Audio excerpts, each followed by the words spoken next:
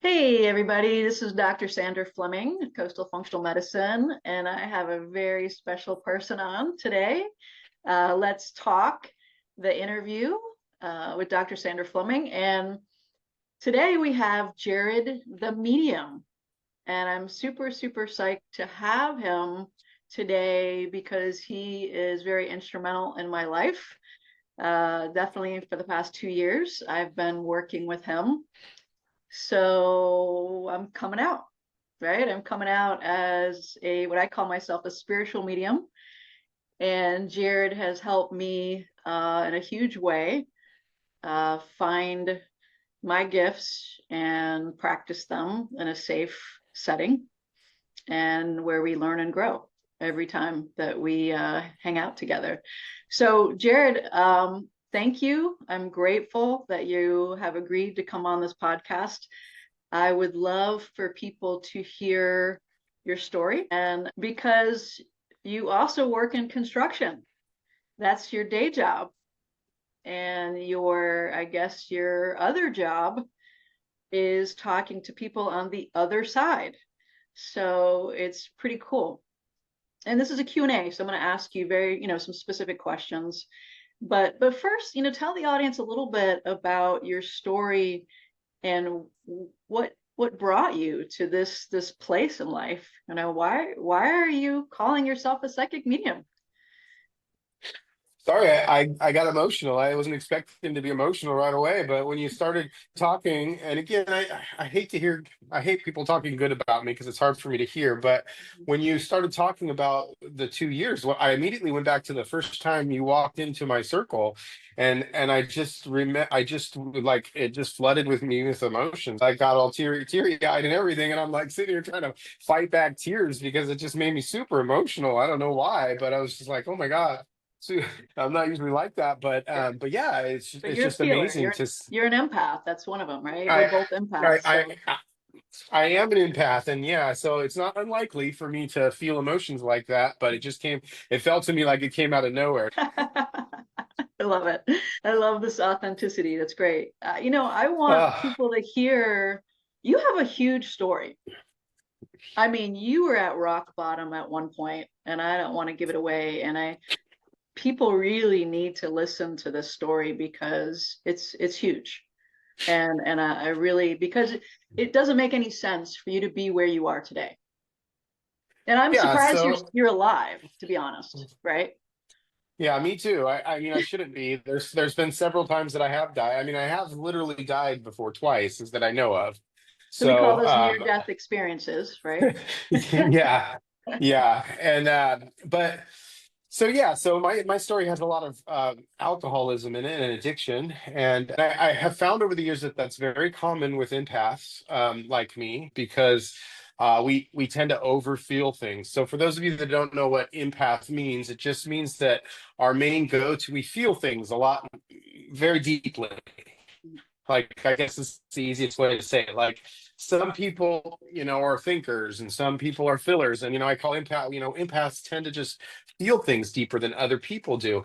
And they don't just feel things for themselves, they also feel other people. And that's where it gets very, very confusing. And so, anyway, that's kind of when I say empath, that's the source of most of my abilities is that I use that empath ability to feel others and to feel spirit and do all that stuff. And to answer your question, I didn't really start out as some spiritual like guy or in a family of spiritual people or raised around it or anything like you said. I'm a construction worker.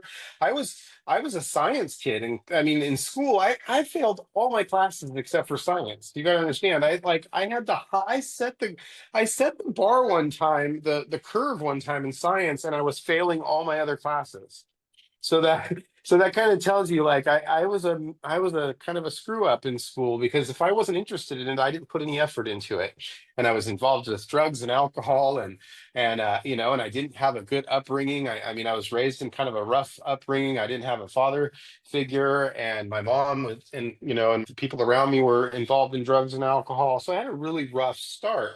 Um, and again, I believed in science. I mean, I that makes sense to me. And still to this day, I do. I still think of myself as very skeptical by nature, even though this is You what I are. do. Yeah. I'm still very skeptical, and I think that helps me. And I like that. I like to stay skeptical about these things You because like it the helps me to evidence. communicate. Yeah. And not only that, but it helps me communicate with people like you. It helps me communicate with people who are skeptical also. It helps me prove to them because I'm proving it to myself. You Mm, understand? So yeah. that's it really helps me with those kind of people. But Mm, yeah, I should not be here. I mean I had a rough childhood. I died when I was a kid. I've drinking poison before. I've wow. flatlined in the hospital before. I've OD'd before. Do you You know, remember like what it was like? I mean, when do you recall any events? no, I don't have any recollection of it at all. But my dad died before I was 2 years old. So right before I turned 2 years old, my father passed away. That's young. So my story with spirit is it all started there. Like for me, when I was a kid, I could always feel my dad around. I thought that was kind of normal. I didn't know it was unnormal to talk to have your dad show up. Like I thought that was normal. He came to me in dreams over and over again. I had repetitive dreams. I always could feel him around. And until I got to the age where I would tell people and they'd be like, no, that's not real. That's not normal. That's not real. And so I started kind of like just shutting that down or just kind of like not telling people. And I teach this a lot because I think this is what happens to all of us. We all are born with this ability. I don't think that I have some special ability that everybody else doesn't have. Because my dad died when I was young, and because I always had him communicating with me, and I thought that was normal, I was more open-minded than most people. So I kind of had a head start to this. But I don't think it's any different than you or anybody here that's listening. I think we all are born with this ability. And I think just like when people told me it was not normal and it was not okay and it wasn't real, I kind of learned away from it. I kind of shut it off. I kind of blocked it. I kind of put it on the back burner. And I think that's what we all do. I think we learn away from it. I think we hide it. And I think a lot of us come back to it later in life. You understand what I mean by that? Absolutely. Yeah. Yeah. And And I feel and the so that same way. Yeah. I knew when I was a little girl there was something going on. I just enjoyed being alone, and I knew that there was someone I was talking to, but I just didn't, you don't have mentors. You don't have people saying that this is okay, right? Or helping you develop it, as a child. It's usually the opposite. They shut you down like you experienced. So, well, tell me, because you had a really fascinating story about when you were in addiction, and I thought it was interesting when you said your abilities disappeared when you were in the middle of addiction. Tell me more about yeah, that. so I didn't notice it when they disappeared necessarily. What I noticed is whenever I would get into recovery or whenever I would, in recovery, my abilities would come strong. All of a sudden, people were coming to me at night and I was afraid to do anything about it. But sometimes it was so strong that I would do something, I would tell somebody what I was getting and it would come true and it would blow me away. And so I would have these abilities come on strong whenever I would be sober. But then the minute I would relapse or I would start hiding from it, what I thought was that spirit was taking my abilities away. Like I felt punished. I Uh, thought I was being punished. And so every time and I, and then I would get sober again. My sobriety is a lot of this, right? And it's a lot of me getting sober for a year or maybe two, being afraid to really do what is required of you to get sober, to stay sober, and then coming back down and coming back up and coming, 3 years later, 2 years later, 3 years later. So I did this a lot. And what happened while I was doing that was every time I would get sober, these abilities would show up, and they were so strong, along with the empath ability to feel everything. And in the scheme of things, when I look back at it now, I see that spirit was teaching me. They were teaching me this. This is why it's so important to me, and why I talk about ego so much, because it was like every time my ego would take over. I joke and say I thought I was going to be a powerful wizard. Like I thought I was going to be this famous, powerful wizard from that moment on. But my ego was so big, I turned around. I tried and tried and tried and tried, and it didn't work. It did, and not only that, but it was embarrassing, and I was wrong and deflating me. And I didn't relapse that time. I just let my ego get too big. I just was doing it for the wrong reasons, right? Yeah. So as you so again, I noticed that it wasn't just about me being sober. I wasn't necessarily, but I still felt like I was being punished. Mm. So I felt like, okay, they're taking this ability away.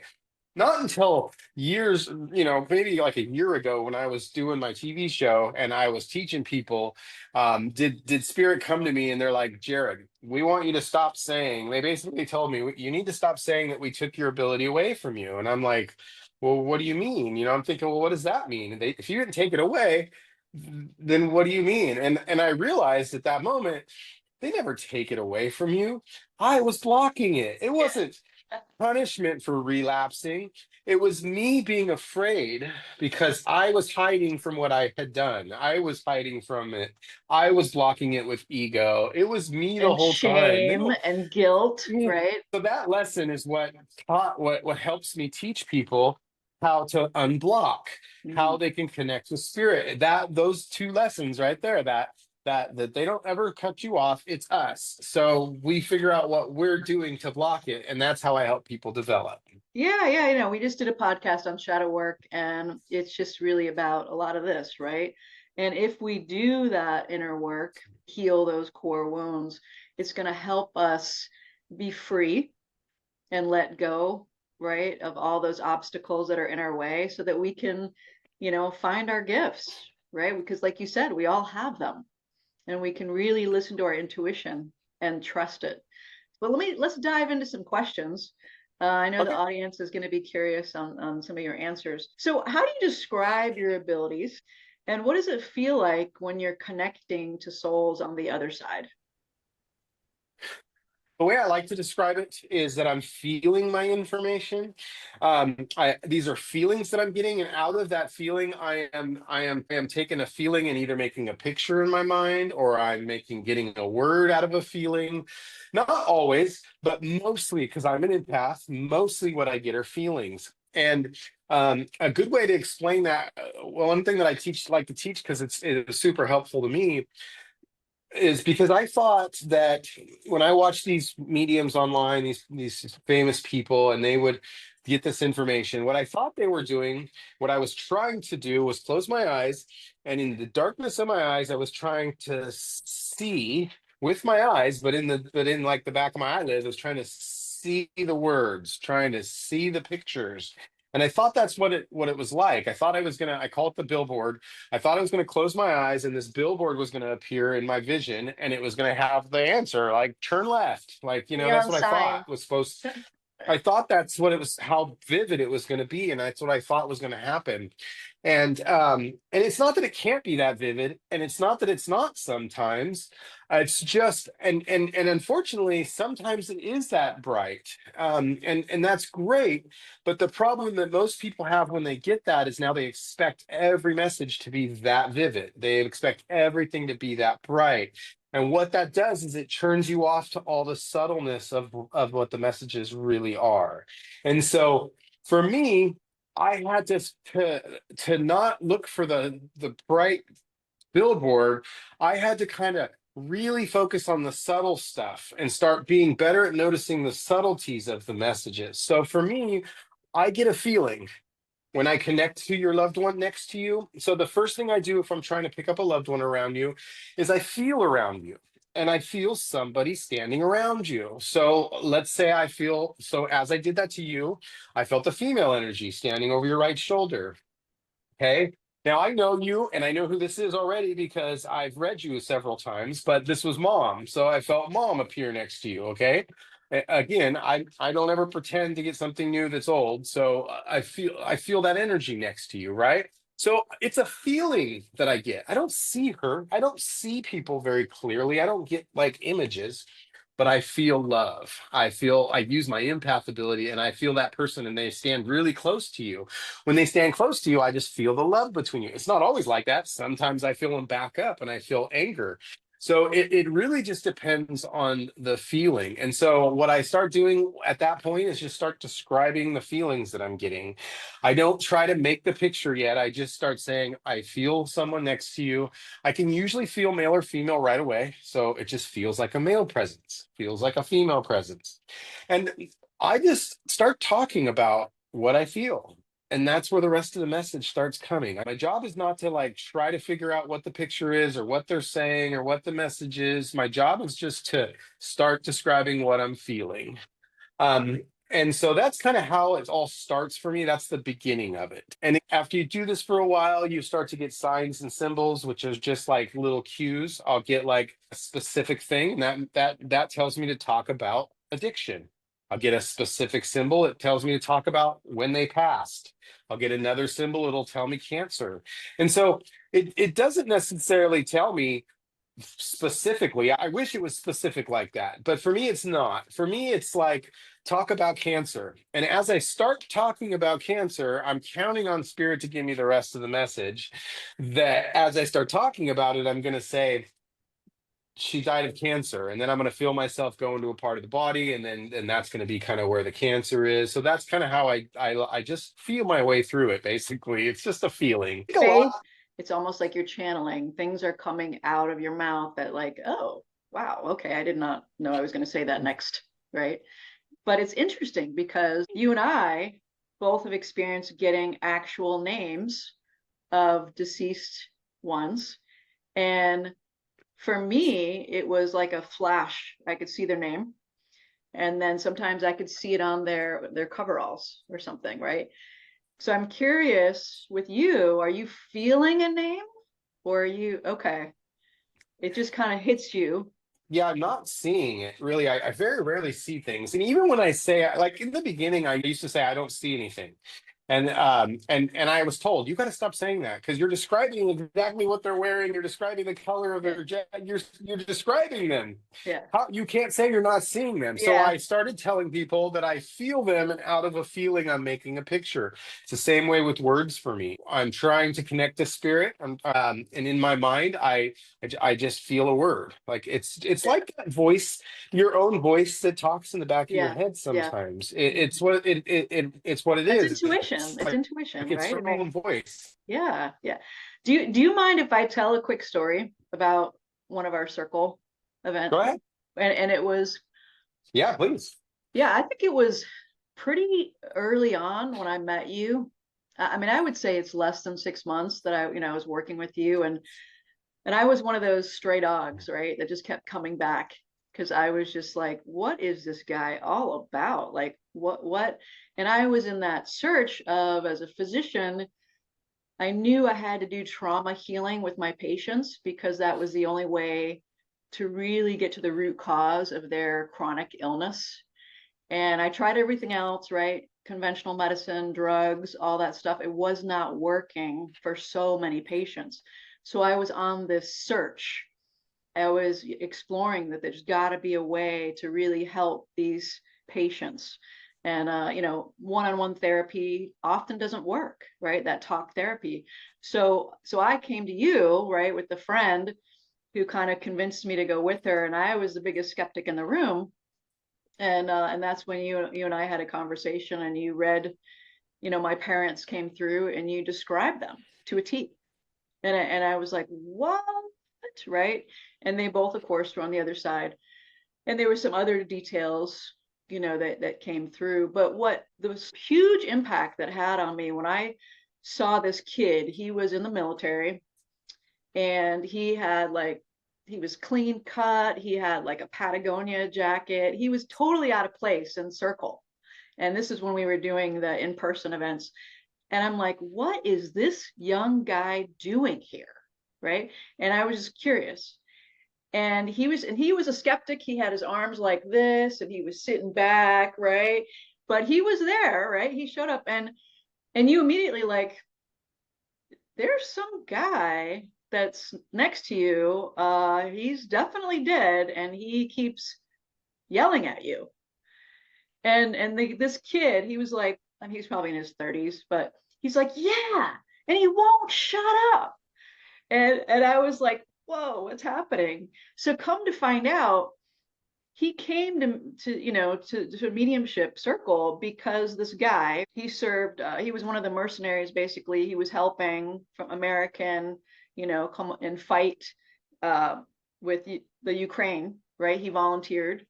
And so his buddy, who was in circle, he was trying to tell him not to go, but he wouldn't listen.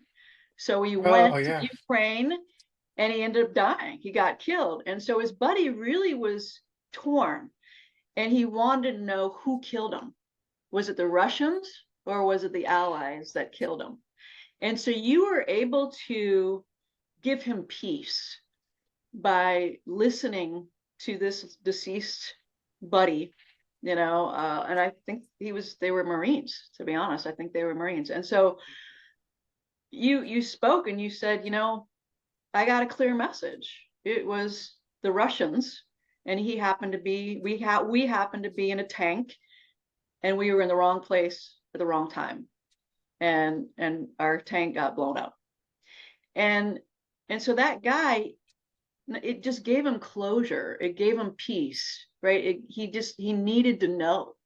It was keeping him up all night, and he needed to know he wasn't crazy, that this guy was talking to him, right? And this is someone who is a normal military skeptic guy, right? Who has nothing to do, doesn't want to have anything to do with this.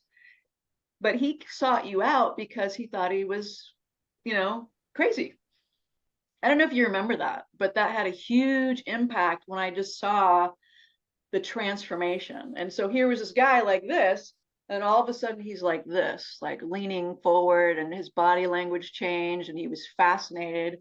So, and he walked away and he was so thankful, just a changed man, total changed man. And it gave him so much peace. So that is one story that it kept me coming back, and I'm like, I saw it. And I could tell more and more stories, like the alcoholic husband who was abusive to his wife, right? And he ended up either committing suicide or it was overdose or whatever, but he came through to another a young woman, and he apologized, and he said, what, I think we would still be together if it wasn't for my alcoholism. And she's like, 100%. Yeah.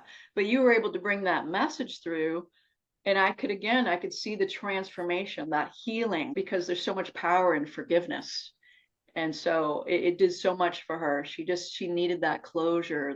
So anyway, that's super, super incredible from a doctor's point of view. It helps the nervous system, the autonomic nervous system. It calms it down, but it also helps us connect to spirituality. And we now realize that our world is much bigger, and that the possibilities are endless, right? And so that healing, when we know that there is an other side and that we can connect to it, we know that our healing is possible. It gives us hope. So that's, anyway, I wanted to share that because, and I don't know if you remember that. I do. After you start talking about it, I start to kind of remember it. But again, I mean, you know this, but Yeah. the people watching don't know that I don't get to remember most of my readings. And I think that's part of that ego thing. Like at some, I walk out of a reading and I know how good it was. I know it felt like it went well or it went bad in my mind. That's what I get, but I don't get to retain it. It's very interesting. But so again, when you tell that story, that's amazing to me. Like I'm feeling it for the first time, but I kind of remember being that guy coming in there. That was a pretty interesting, and there was lots of evidence. And for me, like I like the evidence. I like Yeah. that I can get something that no one would know, and that's what's healing. Because like you said, you're skeptical. You're a doctor. You're sitting in there. You're like, okay, is this real? Is this not?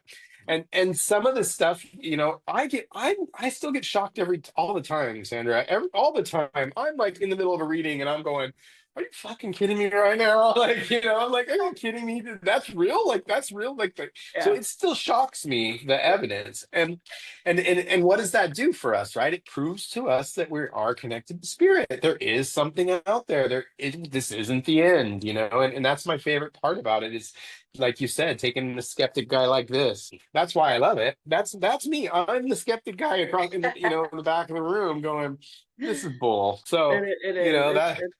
But yeah, that was super cool. It's interesting too because I'm noticing I've seen you evolve, and it's like your gifts are deepening and growing, and just like I am. And so it's super cool how we have that safe, sacred space to grow, learn and grow. But well, let's ask another question. So how has being a psychic medium changed your own life and perspective?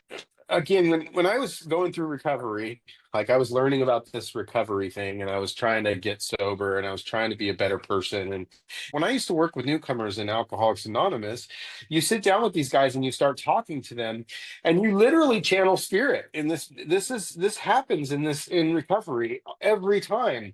And I would sit there and I'd be talking to these guys and I remember that just like when I read, it's the same experience.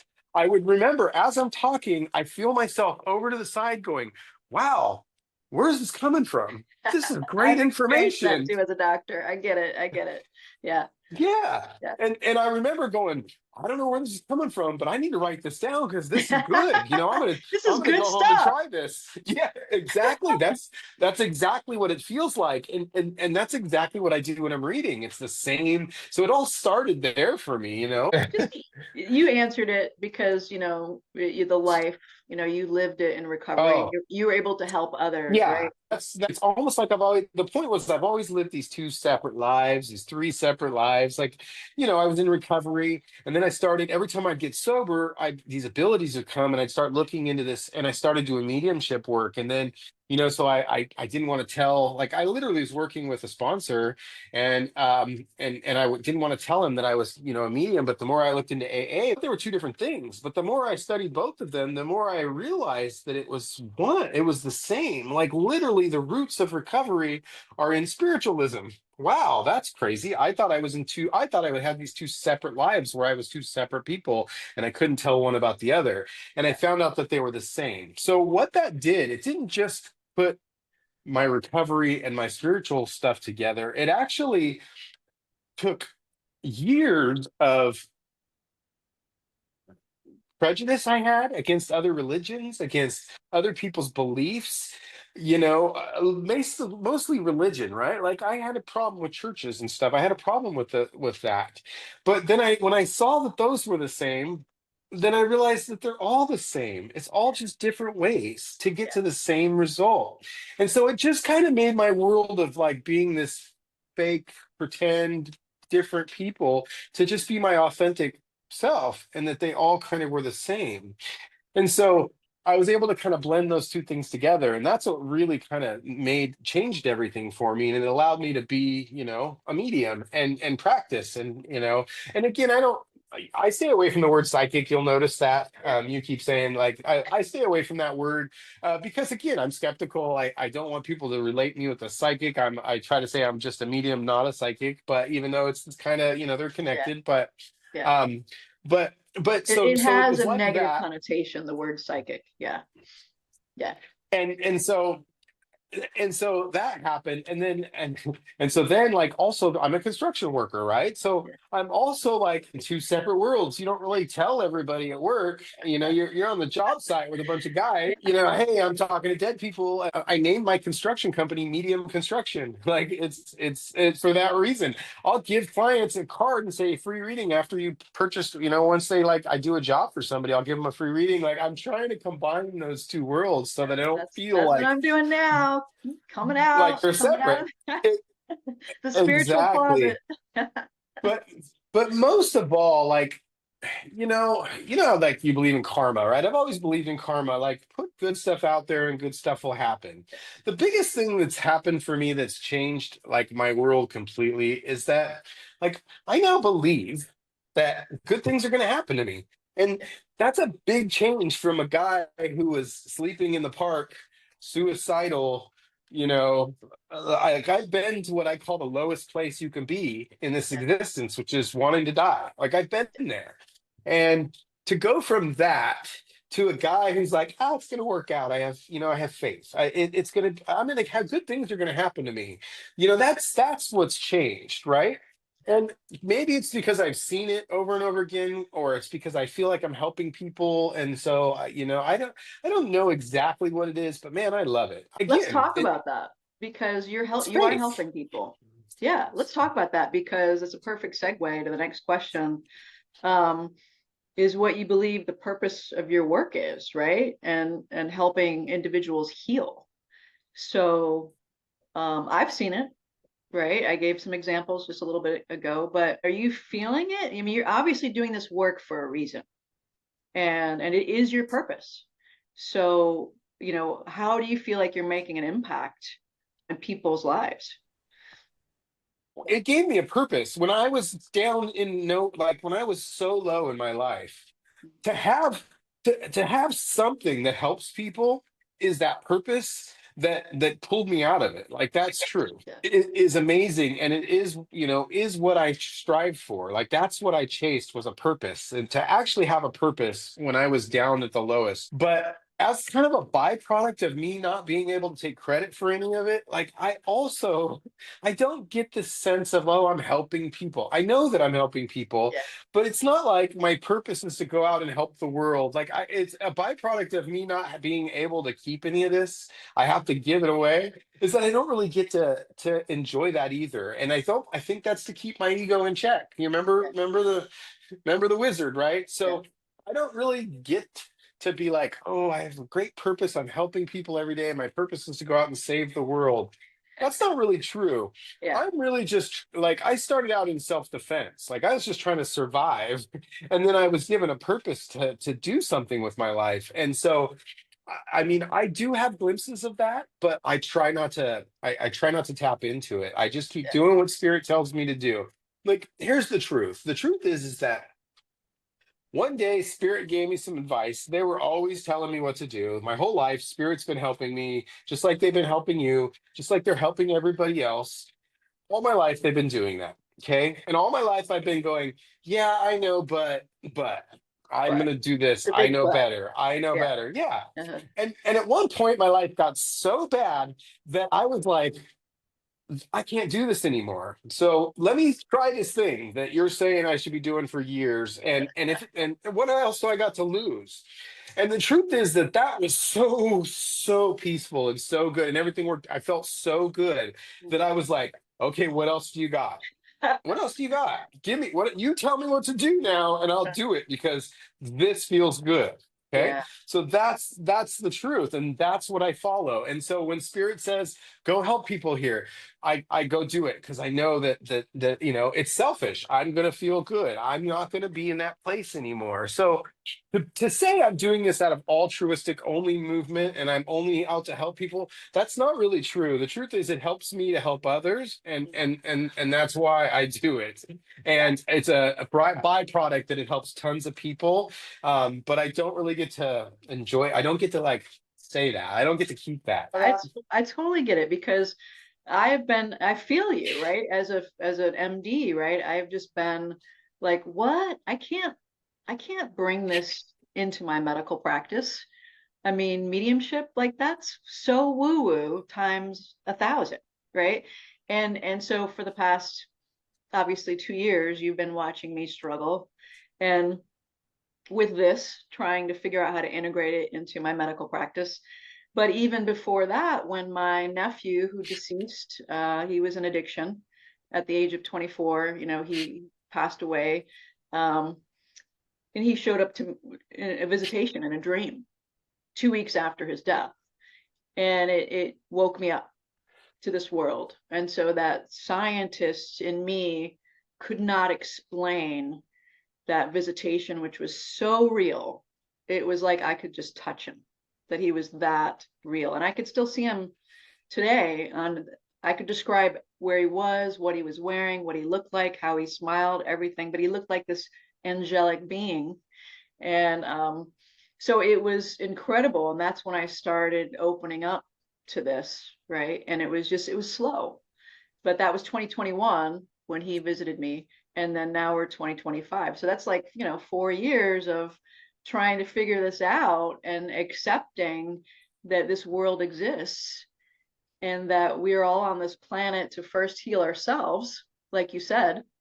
And by doing that work on ourselves and stepping into our power and just accepting, what God, Spirit, Mother Earth, whatever you want to call it, right, wants us on a path and doing what we're supposed to be doing on this planet, right, and doing our part, living our purpose. And so it's pretty cool. It's pretty cool that what you're saying is you keep it grounded, you keep the evidence so that people, again, like myself, could see and kind of wake up to this other world that is trying to talk to us, communicate, help us in so many ways. But so that's fantastic. I love how this conversation is going, and it's absolutely beautiful.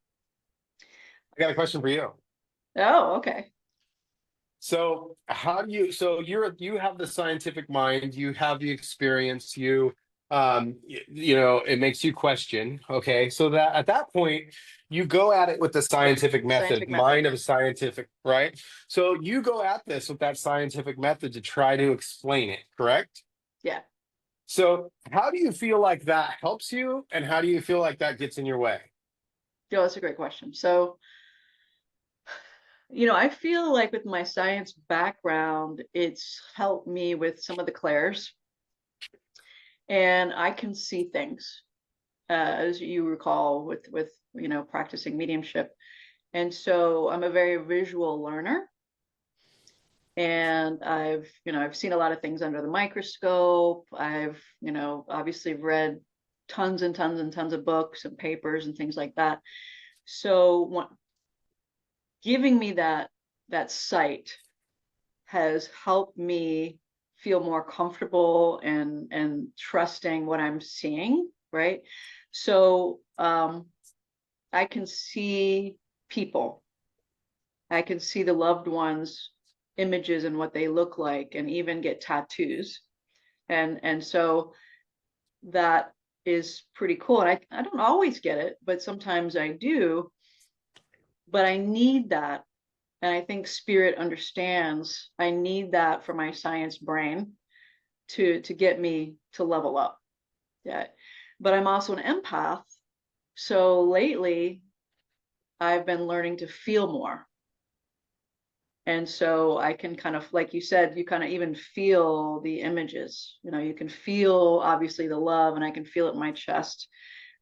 Sometimes I can feel when a sadness or a loss, a big loss, I can feel that, what it's the difference between the love and the loss, the sadness.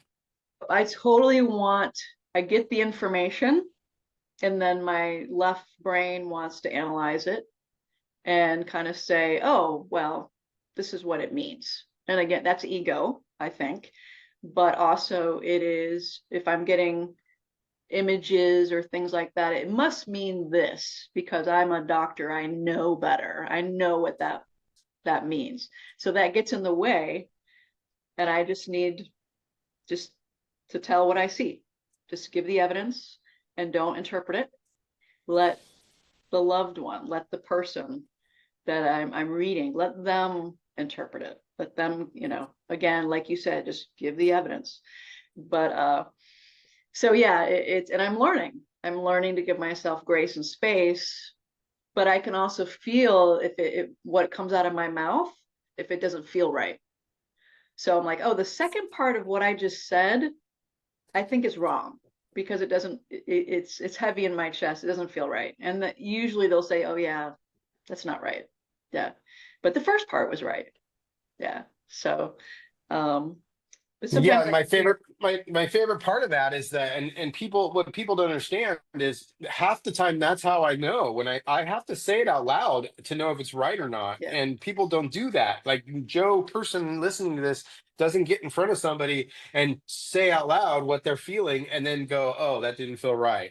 that was probably wrong, or you know what I mean? They either, so that's why it's so critical to development. Yeah, no, for sure. I mean, I remember, I think one of the most beautiful moments I had in mediumship circle was when a woman came on oxygen.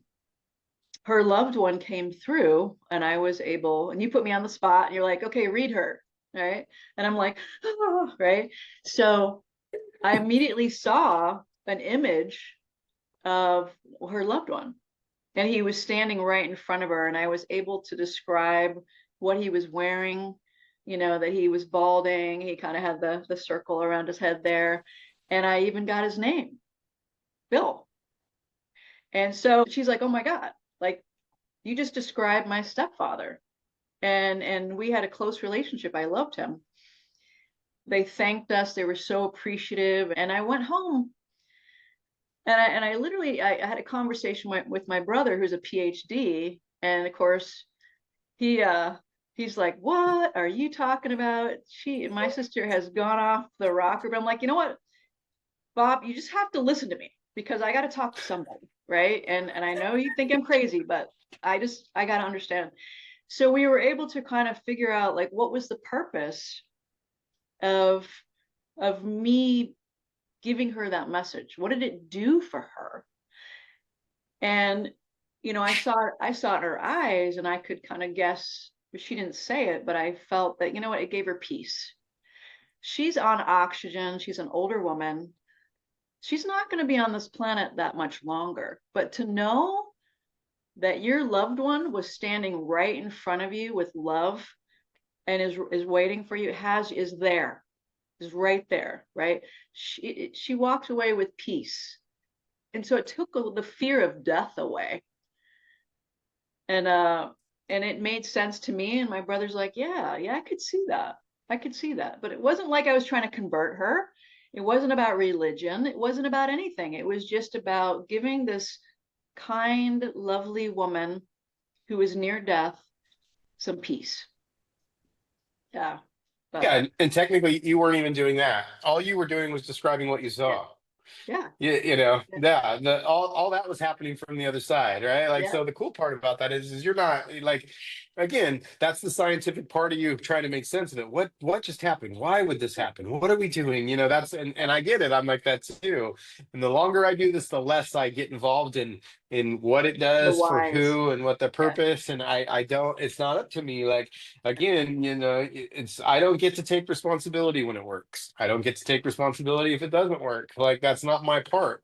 My part is to try to make sense of what I'm getting and pass it on. And like the rest of that, most of the time I give people readings and they walk away, and all I have to know if it was good or not was their reaction. But like, I don't know, like, I don't get to remember, I don't get the stories. Like, you're telling me a story, and I mean, that's an amazing story that I didn't remember, so it's very interesting. But it's just really neat to see, especially someone like you who came in super skeptical. You're a lot of times, and people who are well educated struggle with this stuff because there's just, it just doesn't fit. Yeah. It doesn't fit Does not into fit their into the way of science. thinking. But what's interesting? You're getting nurses that are showing up to these calls, right? I mean, they're just more medical people are fascinated by this work, and they themselves, they want to do it. So I'm meeting them, and I know that you're getting busier and busier, right? So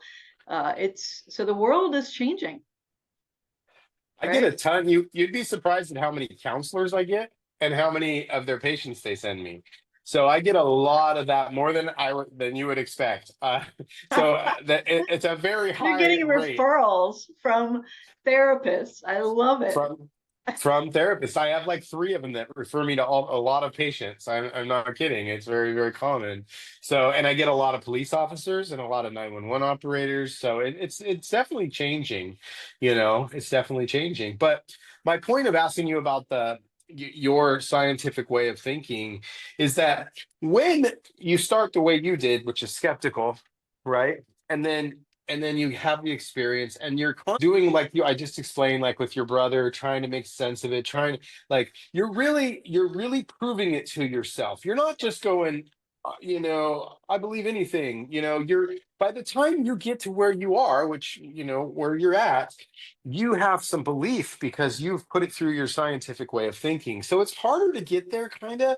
But once you're there, you have, like a little better firm, like understanding. Do you Yeah. understand? It's just different. Well, yeah. I mean, Yeah. once you know, but you have to experience it first, right? And then once you experience it, this is real. And I could talk forever about this subject because it fascinates me, and I know that you love to talk about it. And um, but yeah, for the sake of time, let's wrap it up. And what are some final kind of any other like a message in conclusion that you would kind of like to tell the audience entering this new world of mediumship, the spirit world, communicating, after death communication, ADC? Any final words, advice that you want to give the audience? Yeah, I like to again, I like to always say that we have people helping us. And again, I don't care what you believe. My belief has changed over the years many times. Like I thought it was my dad I was communicating with all the time in the beginning. And then I found out I had this guide, this main guide. And I'm like, oh, I thought that was my dad always. And they're like, yeah, we kind of let you think that. It's fine. We don't care just as long as you listen. And then everything else, I kind of start to think maybe that's higher self. And so my point is that I don't care what you believe. I don't care if you think it's God, angels. None of that really matters to me. What I want you to do is to listen to it, right? I want you to trust. I want you to start asking these questions, you know, like you said earlier, intuition. So intuition is just a word that people use that feels safer than saying, my guide told me, right? Like it's the same Yeah, thing, but people it feel sounds comfortable saying better. that. Yeah. It's just more comfortable. I Yeah. don't care if you call it intuition. I just I urge people to listen to spirit. And then again, the last thing is that they're always communicating with you, they're always helping you, but we sometimes block them, right? And the only reason we're blocking, again, from my experience, is that we are hiding from something that we did. We are hiding from a fear, right? We're afraid to look at something. And Spirit showed it to me like this. They said, look, when you're hiding from that thing, so like for me, I got daddy issues, like I'm hiding from my daddy issues, right? So since I don't want to face my daddy issues, Yeah. then I'm going like this. And Spirit said, well, once you do this, you're blocking us. So that's why every time I get sober and work on those issues, Spirit would flood in. So, my advice to all of you, okay, it's a very simple thing. If you're struggling to feel spirit, if you're struggling with just not being happy, because that's the result, right? If you've got that empty pit in your soul that just feels like it's empty because you don't know what your purpose is, you can always ask this one simple question, right? Like I put my hand up and I say, "What am I afraid of? What am I Mm, hiding from?" And that one thing has changed my life because whenever there's something wrong with me, it's always me being afraid of something, and it's always simple. yeah. Yeah. And and the last thing I will say is, Spirit told me that I hide from it because I thought I had to fix it, and they said you're not supposed to fix it. So the good news is you don't have to fix these things. You just have to stop hiding from them. Okay, and that's the way they said your past is your gift from us. So that's what they said. I I love didn't it. like it, but that's what they said. So those are my final thoughts. I love it. Yeah, that's the shadow work that we mentioned earlier. So I think um it's all goes down to the healing and the let go, right? And accept those parts of us and just get out of our own way and we can see clearer and we can see this other beautiful world. Well, thank you so much for being on this podcast. I'd love to have you on again in the future. Um, and maybe we can get creative and maybe we could put you to the test. You could read somebody. I don't know. But Sure. so where does everybody find you? It's very simple. JaredTheMedium.com. Jared the Medium everywhere. So Instagram, it's just Jared the Medium. Website. Yep. Yeah, Okay. JaredTheMedium.com. If you want to join that circle that Sandra keeps talking about, we do that on Zoom now. So it's the last Thursday of every month, and it's a good place to come and sit and practice safely, and also get messages. I love it. Yeah. Well, thanks again. Have a beautiful night. Thanks for coming on. Don't work too hard in the construction job, and say hi to Wendy for me. All right. Thank you. All right. Have a good night. All right.